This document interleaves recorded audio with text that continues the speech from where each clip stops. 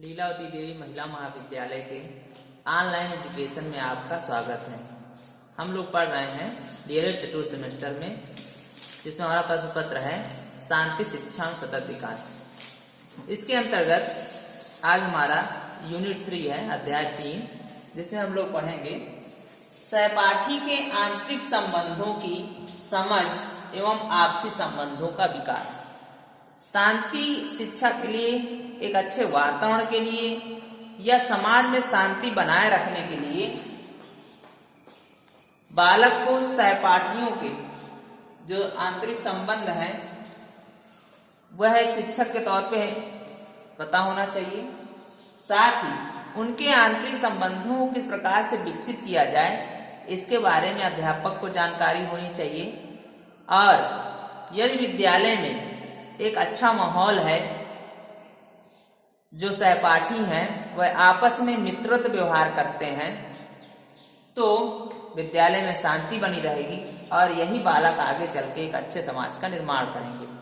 इसलिए ये बहुत जानना आवश्यक है कि सहपाठी के आंतरिक संबंधों को किस प्रकार से समझा जाए और उनका कैसे विकास किया जाए। सबसे पहले देखेंगे सहपाठी के संबंधों की समझ एवं आपसी संबंधों का विकास तभी संभव हो पाता है जब बच्चों के प्रति अभिभावक अपने दायित्वों का निर्वहन उचित प्रकार से करते हैं। यदि अभिभावक अपने बच्चों के प्रति जो उनके दायित्व हैं उसका निर्वहन अच्छी प्रकार से नहीं करेंगे तो सहपाठी के आंतरिक संबंधों की समझ विकसित नहीं हो पाएगी। यदि वह उचित दायित्वों का निर्वहन करते हैं, जैसे सामंजस्य की भावना विकसित करना, वह अपने बच्चे में सामंजस्य की भावना विकसित करते हैं तो वह दूसरे बालकों के साथ अच्छे से बिहेवियर करता है, अच्छे से व्यवहार करता है। साथ ही सुरक्षा की भावना विकसित करना, यदि माता पिता अपने बालकों को बताते हैं कि हम जब साथ रहते हैं, विपरीत परिस्थितियों में हमारे सहपाठी, हमारे मित्रगण और परिवार के सदस्य ही हमारी सुरक्षा करते हैं, तो इस प्रकार से उनके अंतर्गत उनके मन में आपसी संबंध मजबूत होते हैं। इसके बाद आत्म सम्मान बढ़ाना, हर बालक को यह शिक्षा दी जानी चाहिए, यह उन्हें बोध कराया जाना चाहिए कि उन्हें अपने आत्म सम्मान के बारे में और दूसरों के बारे में यह सोचना चाहिए कि हम किस प्रकार से उनका आदर करें, उसका सम्मान करें और हम ऐसे कार्य करें जिससे हमारा सम्मान बढ़ सके। इसके बाद बड़ों के प्रति आदर एवं सम्मान की भावना विकसित करना। अभिभावकों का दायित्व है कि वह बालकों में बड़ों के प्रति आदर और सम्मान की भावना विकसित करें, क्योंकि जब बालक बड़ों के प्रति आदर और सम्मान की भावना रखते हैं तभी एक अच्छे समाज का निर्माण हो सकता है, तभी समाज में शांति विकसित हो सकती है। इसके बाद है जब माता पिता अपने दायित्वों का सही ढंग से निर्वहन करते हैं तब निश्चित रूप से बच्चों में आपसी संबंधों का विकास होता है। माता पिता यदि अपने दायित्वों को सही ढंग से निर्वहन करते हैं तो बालकों में कौन कौन से दायित्व हैं जिनकी वजह से आपसी संबंध अच्छे से विकसित होते हैं। पहला है पढ़ाई पर ध्यान। माता पिता यदि बालक की पढ़ाई पर ध्यान देते हैं और बच्चा पढ़ाई में अच्छा होता है तो सबका ध्यान उसकी तरफ जाता है। उसके बाद माता पिता एवं परिवार के साथ अधिक समय व्यतीत करना। जब बालक माता पिता के साथ और परिवार के साथ अधिक समय व्यतीत करता है तो उनके अंदर एक सामाजिकता की भावना उत्पन्न होती है, परस्पर स्नेह उत्पन्न होता है। इसके बाद बड़ों का आदर सम्मान करना। यदि बालक को बड़ों का आदर सम्मान करना सिखाया जाता है तो वह समाज में एक आदर्श व्यवहार स्थापित करते हैं। इसके बाद विपरीत परिस्थितियों पर अपने क्रोध एवं आवेगों पर नियंत्रण करना। जब विषम परिस्थितियां उत्पन्न होती हैं, ऐसी परिस्थिति में माता पिता का दायित्व है कि वह बालक को सिखाएं कि किस प्रकार से अपने क्रोध को, अपने संवेगों को नियंत्रित करें जिससे समाज में शांति बनी रहे। इसके बाद घर से बाहर अकेले देर रात तक न घूमना। माता पिता का यह कर्तव्य है कि वह बालकों को समझाएं कि देर रात तक उनके बच्चे बाहर न रहें, समय से घर आ जाएं। इसके बाद परिवार के सदस्यों से अपने मित्रों को मिलवाना। माता पिता का दायित्व है कि वह बालकों को समझाएं कि जिनसे भी उन्होंने मित्रता की है उनको वह आपस में अपने माता पिता जरूर मिलवाएं, ताकि पता चल सके कि वह किनके साथ रहता है, उनकी मित्र मंडली कैसी है।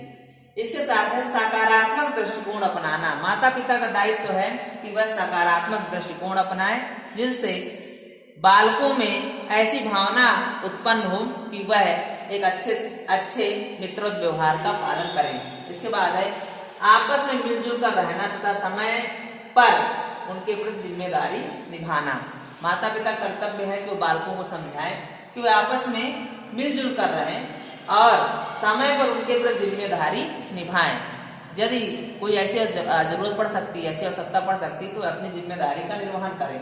इसके बाद अच्छी पुस्तकों साहित्य का अध्ययन करना। माता पिता का दायित्व है कि वह खुद अच्छी पुस्तकों का अध्ययन और अध्यापन करें और बच्चों को भी इसके लिए प्रति प्रेरित करें कि वह अच्छी पुस्तकें पढ़ें, अच्छे साहित्य का अध्ययन करें। इसके बाद सांस्कृतिक क्रियाकलापों में भाग लेना।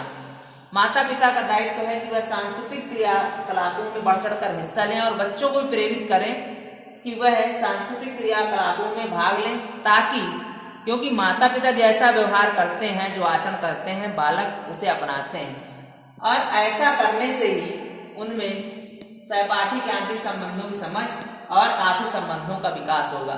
यदि माता पिता के बालकों के साथ अच्छे संबंध होंगे, मधुर संबंध होंगे, घनिष्ठ संबंध होंगे, तो बालक अपने माता पिता से कोई बात नहीं छुपाएंगे और जब वो कोई बात नहीं छुपाएंगे तो कोई भी कठिनाई आने पर निसंकोच अपने माता पिता से शेयर करेंगे। कोई भी बात होने पर उन्हें बताएंगे, जिससे समय रहते उनकी समस्याओं का निराकरण हो जाएगा और एक अच्छे माहौल का निर्माण होगा। अब हम देखेंगे बच्चों के विकास में उनके साथियों की भूमिका। आप सभी जानते हैं कि बच्चों के विकास में उनके साथियों की अहम भूमिका होती है। जो बच्चे विद्यालय में पढ़ने जाते हैं प्रायः सभी किसी न किसी से मित्रता करते हैं और उनकी मित्रता बड़ी घनिष्ठ होती है। यदि बालक के सहपाठी अच्छे हैं, नैतिकता का पालन करते हैं, उनका आचरण अच्छा है और वह पढ़ाई पर ध्यान देते हैं, वह गलत कार्यों से दूर रहते हैं, अनैतिकता से दूर रहते हैं, तो इसका असर सहपाठी पर बहुत पड़ता है। प्रायः देखने को मिलता है कि जिन बालकों के सहपाठी अच्छे होते हैं, बड़ों का आदर करते हैं, दूसरों का सम्मान करते हैं, समय पर विद्यालय आते हैं, अध्यापकों से अच्छे से व्यवहार करते हैं और साथ ही उनके अंदर नैतिकता होती है, वह दूसरों का आदर करते हैं या उनके अंदर पढ़ने से संबंधित लोकप्रियता होती है, वह रुचि रखते हैं, अच्छे कार्यों में लिप्त रहते हैं, तो उनके सहपाठी भी वैसा ही व्यवहार करते हैं। यदि इसके विपरीत देखा जाए, जिन बालकों के सहपाठी अनैतिकता से लिप्त होते हैं, विद्यालय से भाग जाते हैं, पढ़ाई नहीं करते हैं, साथ ही मार पिटाई में लगे रहते हैं, मतलब झगड़े करते रहते हैं या विभिन्न प्रकार के अनैतिक कार्यों में लिप्त होते हैं, तो उनके सहपाठी, उनके मित्र भी वैसा ही व्यवहार करते हैं। किसी विद्यालय में देखा जाए, यदि वहां पर सहपाठियों का ऐसा समूह है जो नैतिकता से परिपूर्ण है, वह न्याय, लोकप्रियता, सत्यता, ईमानदारी आदि का पालन करते हैं, तो उस पूरे समूह में एक अच्छे व्यवहार को देखा जा सकता है। किंतु यदि किसी समूह में नशाखोरी, अनैतिकता या चोरी या क्लास बंक करना, ये सब देखा जाए, यदि ये सब व्याप्त है, तो उस पूरे समूह में इस प्रकार की समस्या देखने को मिलेगी। प्रायः स्कूलों से ही बालकों के बढ़ने और बिगड़ने का क्रम जारी हो जाता है। यदि बालक अच्छे समूह में शामिल हो जाता है, यदि वो अच्छे घर का है, माता पिता अच्छे हैं, शिक्षित हैं, उनको अच्छा ज्ञान, उन्होंने नैतिकता का पाठ पढ़ाया है, तो अच्छे समूह में शामिल होता है, तो वह एक अच्छा विद्यालय में प्रतियोगिता का माहौल उत्पन्न करते हैं और पढ़ने लिखने संबंधित प्रतियोगिता प्रतिस्पर्धा में लगे होते हैं और एक अच्छे माहौल का निर्माण करते हैं। किंतु यदि उन्होंने गलत समूह में अपना पदार्पण कर लिया है, गलत समूह में शामिल हो गए हैं, तो वह विभिन्न प्रकार के छोटे छोटे अपराधों में लिप्त हो जाते हैं, विद्यालय में पढ़ने में उनका मन नहीं लगता और प्रायः वह क्लास के बाहर ही अपना समय व्यतीत करने लगते हैं। इस प्रकार कहा जाए कि बच्चे के विकास में उनके साथियों की अहम भूमिका होती है। मित्र से पहचान हो जाती है कि उनका बालक कैसा है, किस दिशा में जा रहा है। इसलिए इस पर विशेष रूप से ध्यान देना चाहिए कि उनके मित्र कैसे हैं। माता पिता का भी यह कर्तव्य है कि वह उनके साथियों के बारे में भली भांति से जाने। इसके बाद है साथी के संबंधों की विशेषताएं। साथी के संबंधों की विशेषताएं महत्वपूर्ण है। आज के समय में यदि साथी जो भी मित्र है, जो भी सहपाठी है, उसके संबंधों की विशेषताओं की बात की जाए तो यदि बालक को ऊंचाइयों पर पहुंचना है, एक अच्छे वातावरण का निर्माण करना है, उसको विकास की ओर अग्रसर होना है, तो उसका मित्र अच्छा होना चाहिए, उसके सहपाठी अच्छे होने चाहिए। क्योंकि यदि सहपाठी में किसी प्रकार का दुर्गुण होगा तो वह बालक में अवश्य पहुंचेगा। इसलिए एक ऐसे माहौल का निर्माण होना चाहिए जिसमें ऐसी विशेषताएं होनी चाहिए साथी के अंतर्गत, अपने मित्र के अंतर्गत, मित्र के व्यवहार में, जिससे दूसरा मित्र उससे प्रभावित हो और समाज को एक ऐसा संदेश मिले कि सब लोग उसकी राह पर चलने के लिए प्रेरित हों।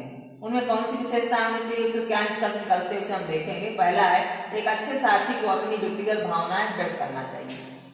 अच्छा मित्र वही है जो अपने मित्र के साथ अपनी व्यक्तिगत भावनाएं व्यक्त करे, अपनी जो व्यक्तिगत कठिनाइयां हैं, जो भी उनकी समस्याएं हैं, वो आपस में शेयर करें। उसके बाद एक अच्छा साथी संघर्ष के वक्त समाधान करता है। एक अच्छा मित्र वही है जो संघर्ष के समय साथ दे, संघर्ष के समय उसके समाधान में अपनी भूमिका निभाए। वह अच्छा साथी बिल्कुल नहीं है जो संघर्ष के समय में साथ ना निभाए। इसके बाद है, वह ईमानदार और भरोसेमंद होता है। अच्छा साथी वही है, सहपाठी वही है, अच्छा मित्र वही है जो ईमानदार हो और भरोसेमंद हो, जो कठिन परिस्थितियों में भी साथ छोड़ने वाला ना हो। जैसे हम यहाँ पर बात कर सकते हैं ऐसे मित्रों की जो विषम परिस्थितियों में भी साथ निभाने के लिए खड़े रहते हैं। जैसे कर्ण ने दुर्योधन का साथ निभाने के लिए सब कुछ जानते हुए भी पांडवों के विरुद्ध युद्ध किया। इसके बाद है स्नेही और देखभाल करने वाला। अच्छा साथी वह है जो स्नेही हो और देखभाल करने वाला हो, अपने मित्र को विभिन्न प्रकार के जोखिमों से बचाने वाला हो और ऐसे माहौल का निर्माण करने वाला हो जिससे वो और उसके मित्र आगे बढ़ें और एक अच्छे व्यवहार या एक अच्छे वातावरण को जन्म दें। अब हम देखेंगे सामाजिक बोध। सबसे पहले हम देखेंगे सामाजिक बोध क्या है। सामाजिक व्यवहारों के विकास एवं अर्जन एवं उसकी अभिव्यक्ति प्रदर्शन में बोधात्मक प्रक्रियाओं की महत्वपूर्ण भूमिका होती है। ऐसी प्रक्रियाएं ही व्यक्ति को उसके परिवेश के साथ सामंजस्य एवं समझ विकसित करती हैं। इसको समझने के लिए बैरन एवं बायरने ने एक परिभाषा दी है। जैसे सामाजिक बोध का आशय सामाजिक विश्व के बारे में उपलब्ध सूचनाओं की व्याख्या, विश्लेषण, स्मरण तथा उपयोग करने से है। इस परिभाषा से समझ में आ रहा है कि सामाजिक बोध से मतलब यह है कि समाज के बारे में हम कितना जानकारी रखते हैं और उसकी हम जो भी सूचनाएं हमें मिलती हैं उसको हम किस प्रकार से व्याख्या करते हैं, किस प्रकार से विश्लेषण करते हैं और किस प्रकार से हम उसका उपयोग करते हैं। इसकी क्या विशेषताएं, इसके निष्कर्ष क्या है, इसको हम बिंदुओं के माध्यम से समझ सकते हैं। पहला है, यह एक विकासात्मक प्रक्रिया है। सामाजिक बोध एक विकासात्मक प्रक्रिया है क्योंकि इसके द्वारा हम ऐसे कार्यों को कर सकते हैं जिनसे हमारा विकास हो सके। इसके बाद यह परिवर्तनशील होता है। सामाजिक बोध सदैव परिवर्तनशील होता है। हम प्रकृति के साथ नए जो परिवर्तन होते रहते हैं उनके अनुसार सामाजिक बोध को भी परिवर्तित करते रहते हैं। इसके बाद है, इस पर सामाजिक अधिगम तथा अन्य कारकों का प्रभाव पड़ता है। सामाजिक बोध पर सामाजिक अधिगम और अन्य कारकों का प्रभाव पड़ता है क्योंकि समाज के जो सामाजिक बोध हैं समय सदैव एक जैसे नहीं होते। इसके बाद व्यक्तिगत विभिन्नताओं का प्रभाव पड़ता है। सामाजिक बोध पर व्यक्तिगत विभिन्नताओं का प्रभाव पड़ता है। एक ही घटना, एक ही बात को प्रत्येक व्यक्ति अलग तरीके से समझता है। इसके बाद इसमें चिंतन, स्मरण, कल्पना आदि सम्मिलित है। सामाजिक बोध के अंतर्गत चिंतन, स्मरण, कल्पना आदि सम्मिलित होते हैं क्योंकि व्यक्ति जो कुछ भी समाज के बारे में जानकारी रखता है उन सब में वह उनके बारे में चिंतन करता है, स्मरण करता है, कल्पना करता है और एक अपनी अभिवृत्ति, मनोवृत्ति उसके प्रति तैयार करता है। आज के लिए इतना ही। अगली क्लास में हम लोग पढ़ेंगे सामाजिक बोध के आधार। धन्यवाद।